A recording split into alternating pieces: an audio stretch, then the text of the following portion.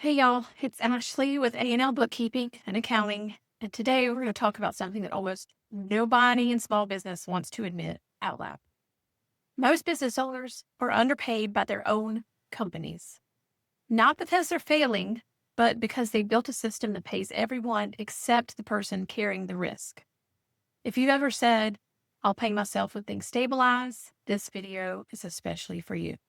Here's the problem. Businesses aren't going to necessarily stabilize. They expand, they grow. There's more customers, more payroll, more software, more overhead, more stress.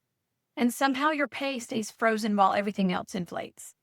That creates what we're calling the owner's pay gap. It's the difference between what your business can afford to pay you and what you're actually taking home. And that gap gets heavy. It shows up as burnout, anxiety, resentment, and constant pressure. Not because you're working too much, but because your nervous system never gets to relax when your income is not predictable. You hesitate to take time off. You feel guilty spending your own money. You push medical appointments. And eventually you start resenting the very business that you built. Here's what changes everything. Profit first flips the math. Most businesses run on sales minus expenses equals owner's pay or profit.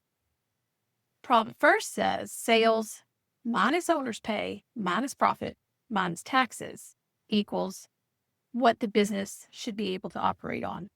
That one shift forces your business to live within its real means while finally protecting you. I know it sounds crazy and illogical, but when you shift your frame of mind to that way of thinking, it's amazing how it changes you. So, what's paying yourself properly actually look like? Here are some starting benchmarks. If your business is under about $250,000 in revenue, owner's pay should land around 20 or 30%. Between $250,000 and $500,000, 15 to 20%. Between $500,000 and $1 million, 10 to 15%. Over $1 million, 8 to 12. No, this is not your bonus. This is your actual salary. The money that you take home week to week, month to month, every year. Your bonus is going to be the profit account. Now, here's the tax side nobody tells you. Random older draws really mess up tax planning. They create surprise tax bills. It's harder to qualify for loans. I know a lot of you have been there. They block S-Corp strategies. They make retirement planning nearly impossible, certainly not helpful.